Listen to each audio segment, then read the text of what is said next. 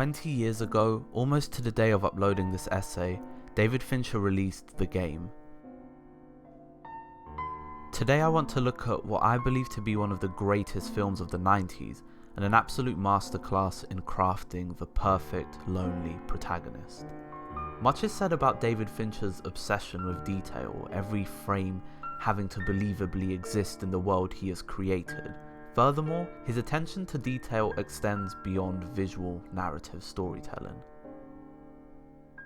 It also commands every protagonist Fincher has ever brought to life. One character in particular is Michael Douglas's Nicholas Van Orton, someone so imbued by his lavish lifestyle that he has secluded himself to a lonely state of living. It's within the character of Van Orton that Fincher brings to life what I believe to be his most honest portrayal of loneliness. Whereas in Gone Girl we were shown loneliness through the prism of married life, or within Fight Club the shackles of a consumerist society, The Game projects loneliness in its truest form. Unless others place themselves in the same vicinity as Van Orton, our protagonist never engages with humanity. He is as internally isolated as he is externally.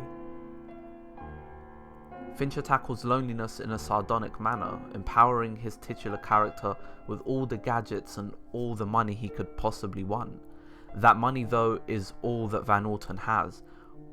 And while economic power often represents freedom, at least in the ability to indulge in life's more prestigious ventures, Fincher strips freedom away from money. The richer the character, the less they have to live for in their life. This is morbidly portrayed through the suicide of Nicholas's father, and then wittily juxtaposed with our titular character's similar fate in the final act. To get to that final act, a period where Nicholas's loneliness is now bare for the audience to peer at, one has to peel back the layers and trace the film's opening scenes first. Because it's within those initial frames of The Game that Fincher executes visual cues to point toward the facade that is Nicholas's life.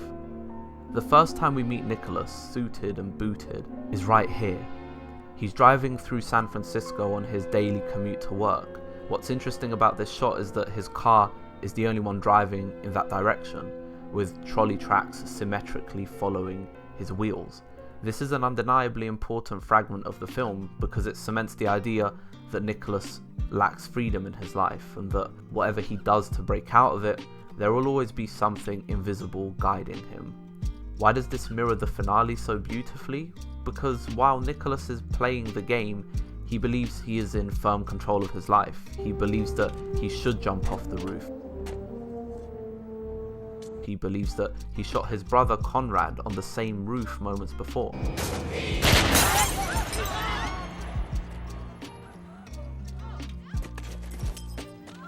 Yet ironically, the opening shot discussed is one that Fincher perversely dangles in front of the audience. He's essentially holding the last piece to the puzzle and refusing to relinquish it to Nicholas. That drive through San Francisco culminates in Nicholas dining with the only person he seems to have a relationship with, Conrad. The illusion that Fincher sets up during this meal is one that attempts to show us that Nicholas is not lonely, that Nicholas has a family.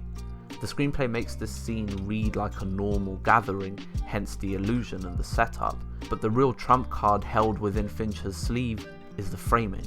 Look at whenever Conrad talks, his black suit perfectly blends with the dark background and colour palette. All that we see illuminated is his face, which shows an openness towards Nicholas. Yet whenever Nicholas replies, notice how Fincher pulls the camera back. This reveals a brighter background with Nicholas surrounded by glasses, lamps and windows. It's a powerful sequence because it reveals how guarded our titular character is in comparison to his brother, and how detached he is from humanity. This meal ends with Conrad giving Nicholas the infamous CRS card, a gift that kicks the game into motion. When Nicholas is driving back home, Fincher once again taunts us and his character. Remember those trolley tracks I mentioned earlier? Despite once again being in a free-moving vehicle, electric lines above him seem to guide his journey now. The car is perfectly placed beneath them, replacing the trolley tracks from before.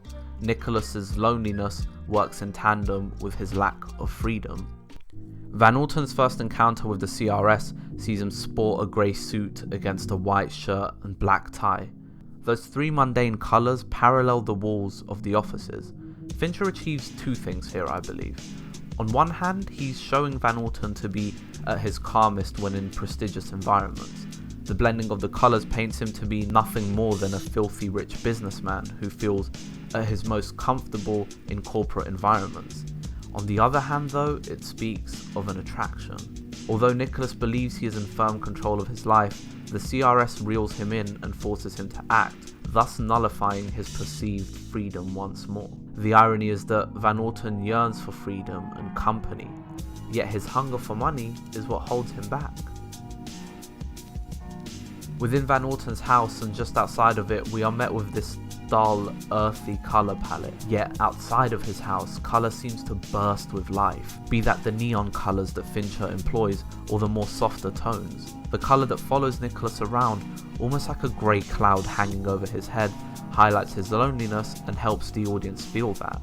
The operative word here is feel. Fincher makes no attempt to offer the audience a chance at empathizing or understanding the titular character. There is no pandering, no exploitative moments of emotion. Nicholas exists as a real person with real problems. He just happens to also be a douchebag. We identify not with his being, but rather his loneliness. And now we come up to one of my favourite parts in this film, and a moment I believe to be the most captivating and perhaps the most interesting frame in the game. This moment arrives when Nicholas awakes in a Mexican graveyard. It's no coincidence that Fincher, a man obsessed with every detail within each frame, dresses Nicholas in all white. He disappears amongst the white gravestones. Fincher further hides his protagonist in a gorgeous long shot, highlighting the meaningless life he commands. He is no different to the dead bodies which he walks among. He is purposeless and alone in the world. These colour palettes and these frames filled to the brim with detail is how Fincher enables the audience to feel Nicholas's loneliness. It isn't expository dialogue that does it, nor is it flashbacks or a sudden turn of events. The game is simply a masterclass in creating a dislikable character whose nature does not connect with the audience, yet manages to make them identify with a facet of his struggle.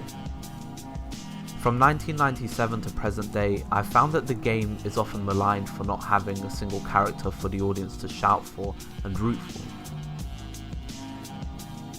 This criticism ignores Fincher's storytelling through visuals. He doesn't want us to care about the character, he simply wants us to feel Nicholas's loneliness. Because, and I truly believe this, if we were to connect with the character and really care about him, then his loneliness would be void because we would essentially be his company. By isolating and removing him from the audience's emotions, his loneliness becomes all the more powerful. The game works because Fincher gives you two ways of watching the film. You can enjoy the twists and turns of the plot at surface level, or you can mine beneath that and find a tale of melancholy and isolation that discards the plot for the journey instead. I wonder where the time went. I wonder why my mind's bent. I wonder why my retina's connected to the nebula, but only get the message from the fine print.